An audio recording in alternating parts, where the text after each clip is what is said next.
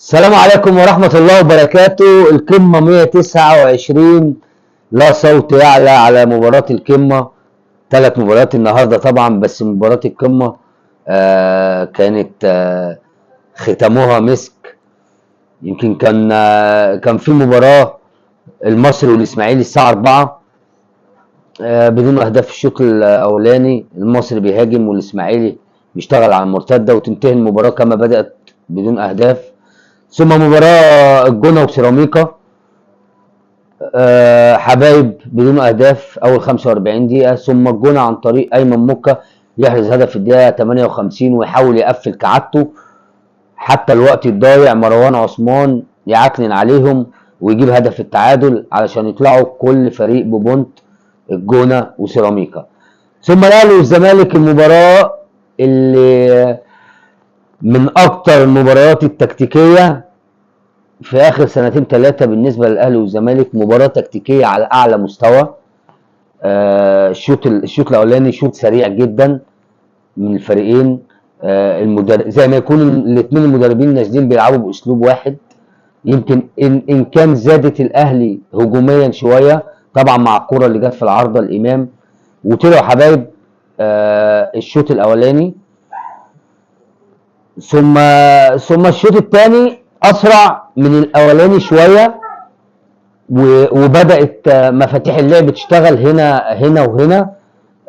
طبعا امام والناحيه الثانيه زيزو بيشتغل وبنتايج رجل المباراه لعيب كويس. وصلاح مصدق يا جماعه مفاجاه نادي الزمالك.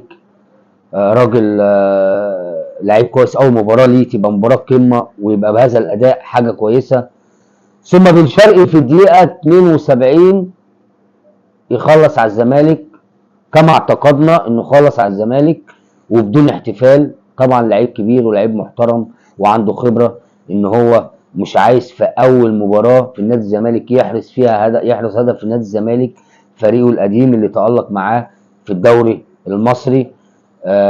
لفته كويسه من بن شرقي. الزمالك يسكت؟ لا،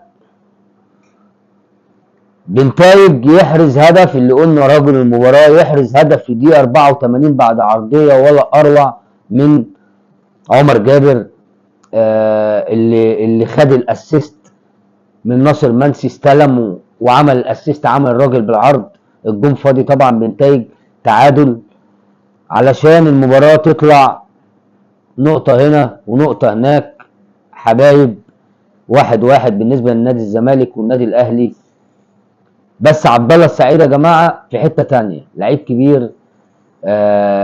لعيب بيشتغل ديفندر تاني في الثلث الاخراني من المباراه او في اخر 20 دقيقه من المباراه.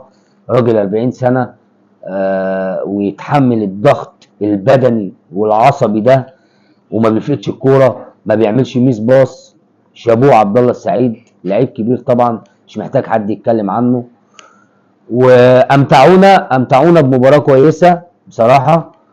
والنادي الاهلي يستاهل نقطه والنادي الزمالك يستاهل نقطه، والاثنين لعبوا لصالح بيراميدز. وكده تبقى لقاءين غدا ان شاء الله نشوفهم ونتكلم عنهم مع حضراتكم. السلام عليكم.